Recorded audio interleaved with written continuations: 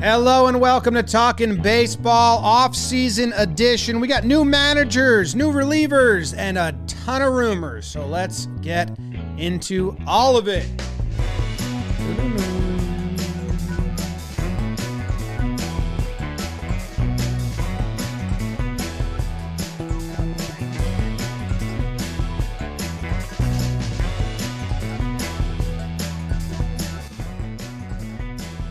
Hello and welcome to Talkin' Baseball, brought to you by SeatGeek. Use code TALKIN for 20% off. My name is Jimmy. I'm sitting here with Trevor Plouffe in California and producer BBD behind the dish.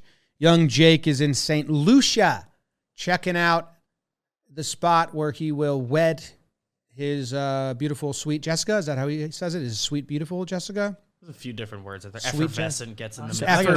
Effervescent gets thrown in there a lot. So he's gone. He's going to come back so tan, which is bullshit, because that dude gets dark like in a second. Anyway, Trev, how are you? James, Beavers, everyone out there in the ethosphere, what's going on? I'm happy Jake's out of here. Sometimes I got to get rid of that guy, get a little reset, let him go frolic on the beaches while we're here in the grind talking about what? Rumors, managers, all sorts of stuff that we're going to cover today. But it's a beautiful morning here, and I'm excited to talk some ball. Me too. And, we're in a little weird, funky November with Talking Baseball because Thanksgiving is coming up and some other stuff. So I think we're once a week unless something crazy happens through November. Which is only a couple more weeks. I think we're aiming Tuesdays, record. It comes out Wednesdays, right? Yeah, during this period. During November. I think we're back to Monday, Wednesday releases after. I haven't fully talked about it. Yeah, December. We're going to be 2 days a week in December. Not sure the cadence yet. I think we're trying to go to winter meetings. Don't know if Trev is able to or not yet. But we'll get back to the usual grind come December.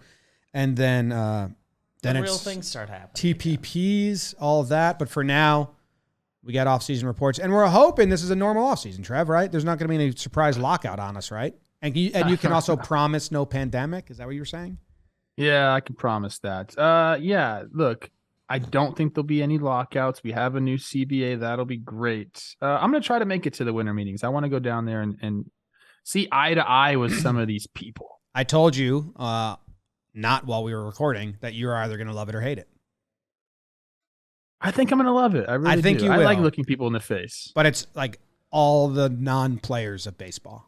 It's really funny. We've been twice, and in 2020, it was amazing. It was awesome. Like, it was a really, really fun experience. But the hotel, and if you're a young kid looking to get a job, we have met people that went there for the job fair. Yeah, it is like the biggest baseball job fair. Get a job in baseball, job fair. But it's wild because you walk around. We'll talk about that when we get there. We have managers. You got to know who's your manager right away. So every team right now has a manager. They either retained their interim, or they hired a new manager. So that's kind of the first breakdown here as we discuss the teams that said goodbye to one person and called in BetterHelp. Swing. This show is sponsored by BetterHelp Therapy Online. And, that's basically the same thing as changing out your manager. The person running your day-to-day life, maybe controlling your brain, was doing a bad job. I've been there, Trev. Down and out. Been there. Lost a lot of weight due to stress this summer. The weight loss ain't bad. Down a lot. But the stress, that was pretty. I needed a lot of help. And that's where BetterHelp can help you if you're going through times like that.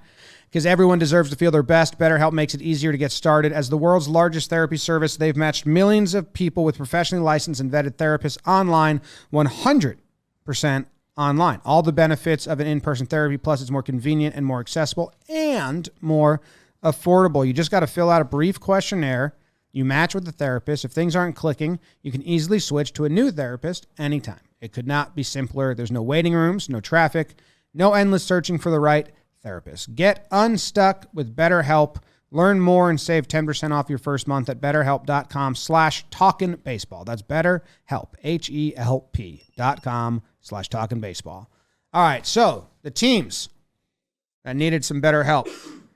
Marlins, Rangers, Royals, White Sox. 4 off-season turnovers of manager because we had, 3 mid-season? The Angels, the Phillies, the Blue Jays? Those are the only 3?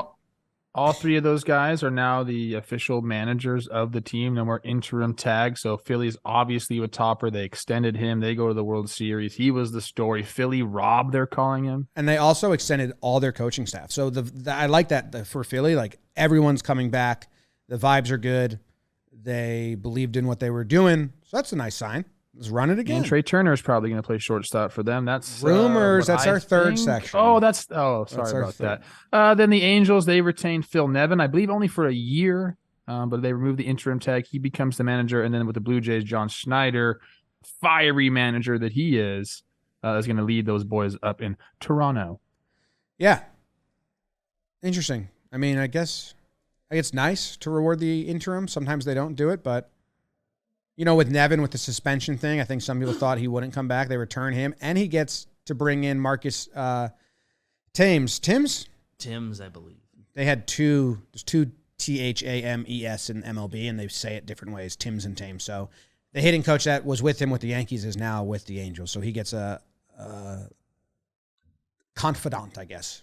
You see that a lot when managers get a job. They're like, "Hey, bro, I need my buddies. I need my guys." Yeah, it's like that scene in Step Brothers where that they go interview, and I think it's Seth Rogen's like, "I just want to have some guys that I can hang out with and don't mind being around all the time." It's like kind of the same thing for them. You're around each other so much, you have to like who you're around. It's that, and it's also communication breakdown. Like I know a lot of times hiring, even the professional world, it's if you hire someone that's on the manager side and they're coming from a company, like is there anyone you think would come with you? It's a good question to ask because if they say no, it's probably a bad sign. Like, oh no, not even have anybody who might. But yeah, so then there's 4 teams that have completely new management: the Marlins, the Rangers, the Royals, the White Sox. Now, the Royals and the Marlins, I want to kind of combine or do those 2 first, and I don't think Trev and I have any hard takes here, just informing you guys. The Marlins' new manager is Skip Schumaker, which is a good-ish name. Wait, Skip? What's his real name? Is it Skip? You can just call him Skip because that obviously is slang for manager, but it's also his name, and typically you call the manager by their name anyway. You never call him a coach or anything like that, so Skip is good. That is one of my favorite things, nominative determinism, where you live up to your name. So his name was Skip. He was going to be the captain or manager of something. Yeah, like if Ranger Suarez became a Texas gun-toting Texan. Yeah. Yeah. Or an Army Ranger. Looks like birth name Jared Michael. So I'm trying to find where the nickname Skip comes from. Because I remember him going by Skip as a player. Good hopscotch player. Was. Yeah. Probably.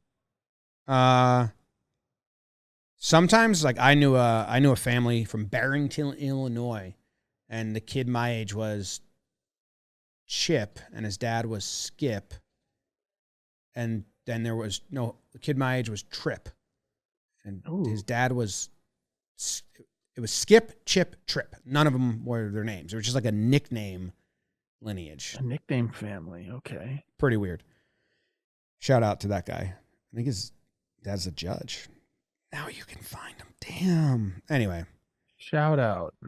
Skip Schumaker, 42 years old. He turns 43 in February. Cardinals bench coach last year. Padres associate manager in 2021. What was he doing? Or 2020. What was he doing? And what does that mean? And what was he doing in 2021? I don't know why that's different than just bench coach. But yeah. There's all these weird terms now. He had an 11-year career, Trev. Yes. Only 28 homers, so not touching you at all. No, I know the name. I think we did play against each other, a few different times, but from what I remember, great teammate. Some of the accolades that he has acquired back that up. He received an award I didn't even know existed, the Darryl Kyle Award. That's the good teammate, great friend, fine father, and humble man from the BWAA. I would have liked to win that award, except I'm not humble. That's the problem. Fine father. I feel like I would, if you're looking for an F word, maybe fantastic is better. Like fine just feels like very secondary.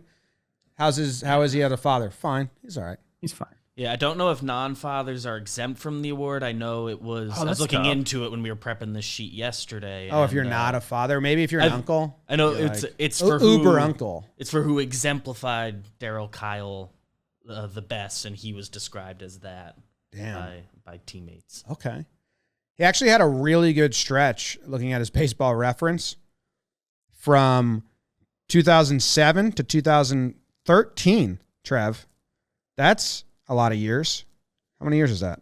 1, 2, 3, 4, 5, 6, 7 years with the Cardinals, 1 with the Dodgers.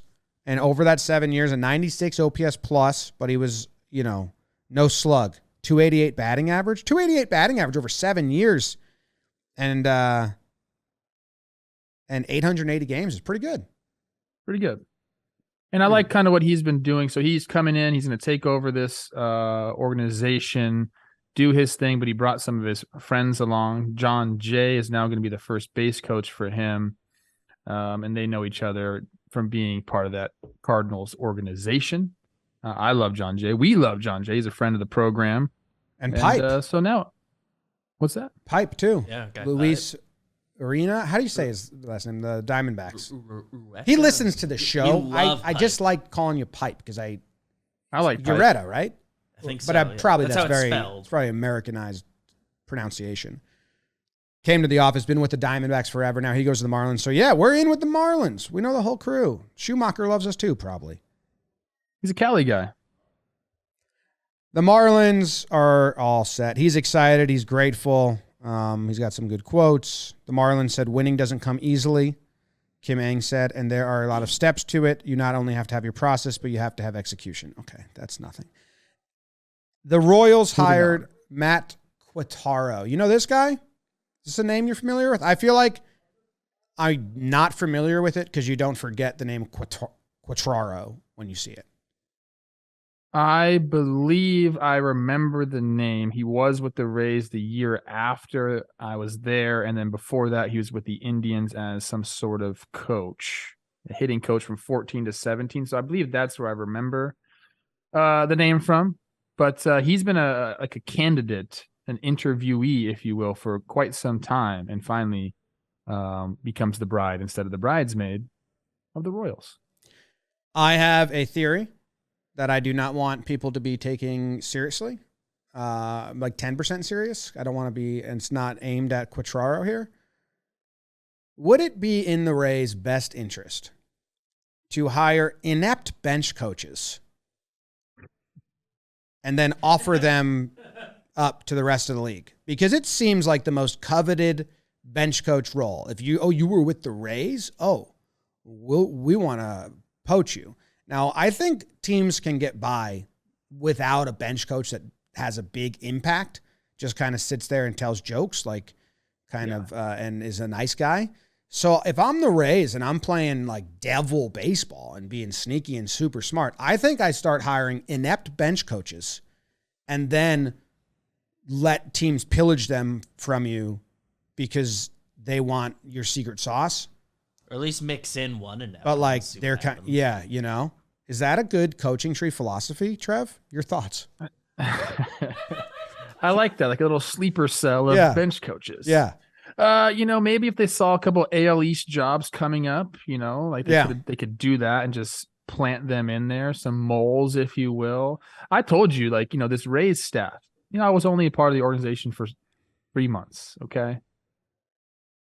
I don't know if there's anything that they do differently. I think it's more front office driven with the Rays. Like the player development at the major league level there's good coaches. I don't think there's anything that completely sticks out. Maybe just the way that they learn to think about the game is appealing to other organizations. But yeah, there's definitely that feeling like, hey, he's been with the Rays, or give me another organization like that, like the Dodgers. But the Dodgers steal him from the Rays.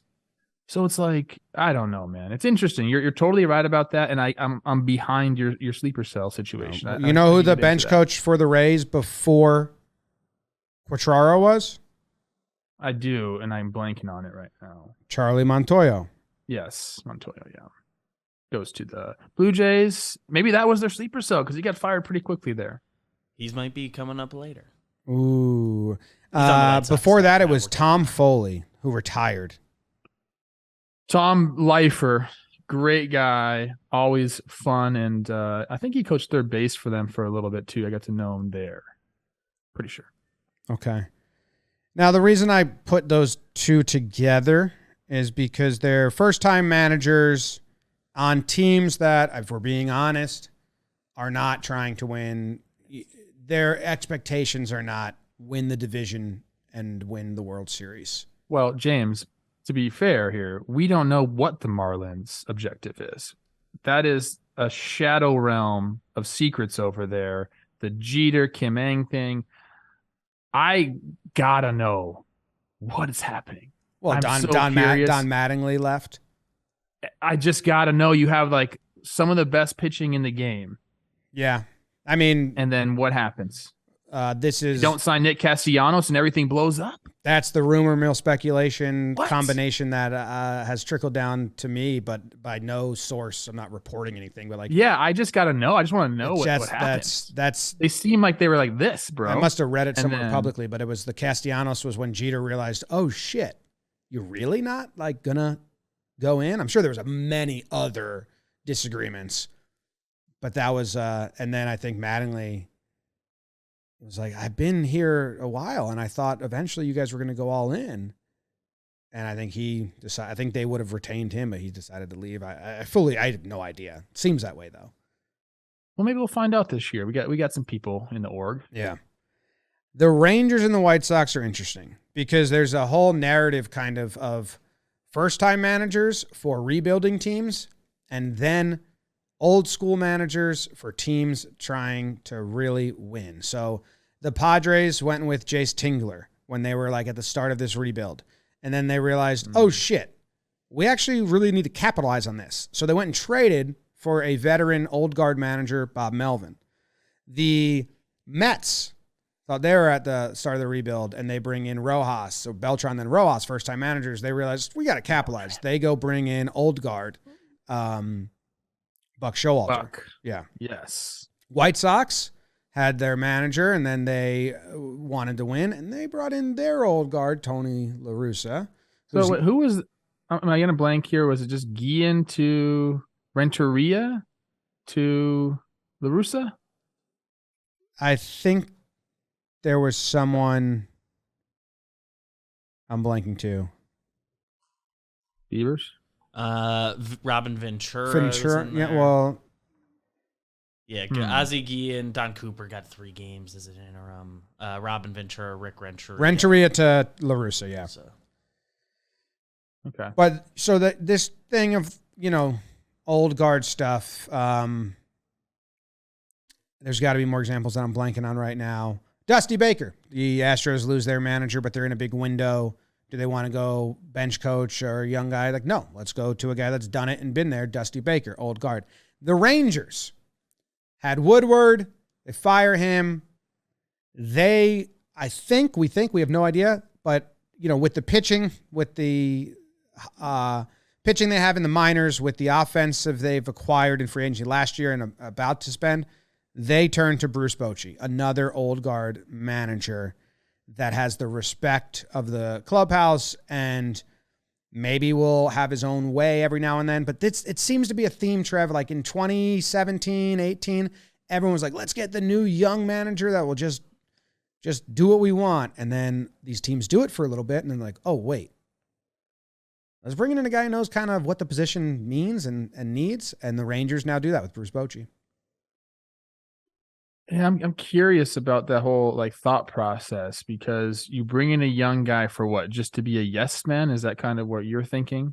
Cheap and yes man, and there's not expectations, so maybe you don't. Easy to fire. Maybe easy to fire. I'm interested with the Orioles and Hyde. I'd feel terrible because he got him out of this, but usually you have the guy that is just sitting and then ready to. They change hands when the team is at the precipice. Yeah, I'm curious, man, because I've kind of played for both. I played for a first time manager in Paul Malder. Obviously, all the accolades in the world as a player. I enjoyed him as a manager. I thought he did some really good things. I think I played for Gardner, who had been there, won a bunch, and I think they both bring different but equally like just as good managerial instincts. It didn't really bother me playing for a first time manager. I wasn't bothered playing for like an old school guy either. So I'm just trying to think like what the advantages are to bringing in a Bochy or a Showalter. Is it now? This is kind of where my brain's just running now. Okay, so let's just jog alongside me right here as I'm running with my brain. Okay. Today's game, as we bring up the youth, and they're expected to be able to express themselves a little bit. And it becomes more of a personalized game, and it's more of an individual game. And there are parts of that I think are really good, but there are parts that I think are detrimental to a team too.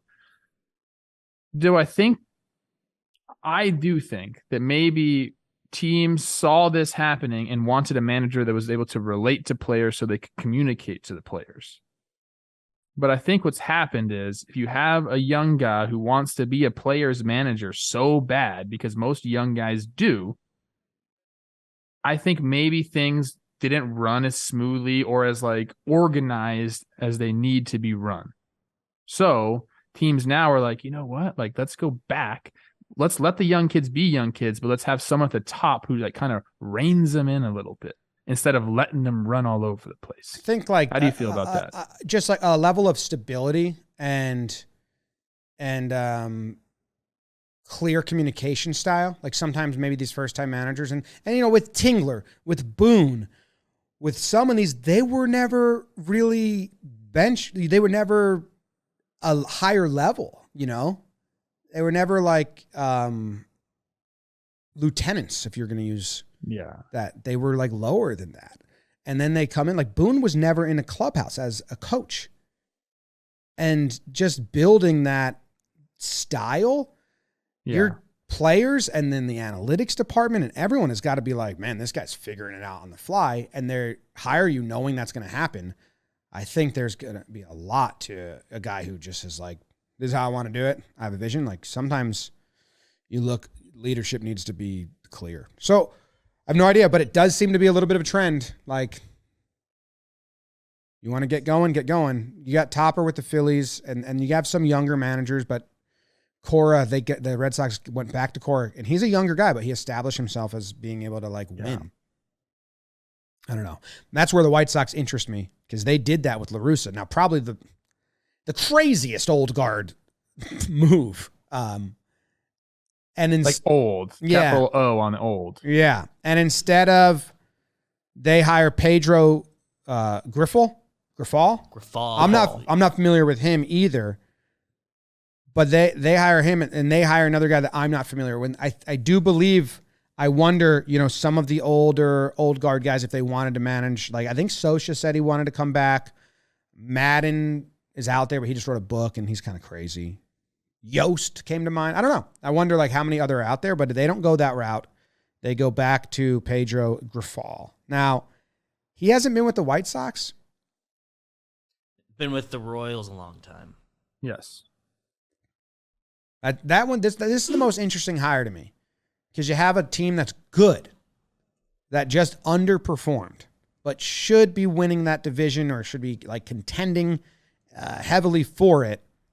And I wonder if they thought a shakeup was needed, or usually you see the way the Blue Jays did, find the guy who the clubhouse likes the most and respects, make him the manager, and let's not shake it up too much. But maybe they thought a shakeup was needed here.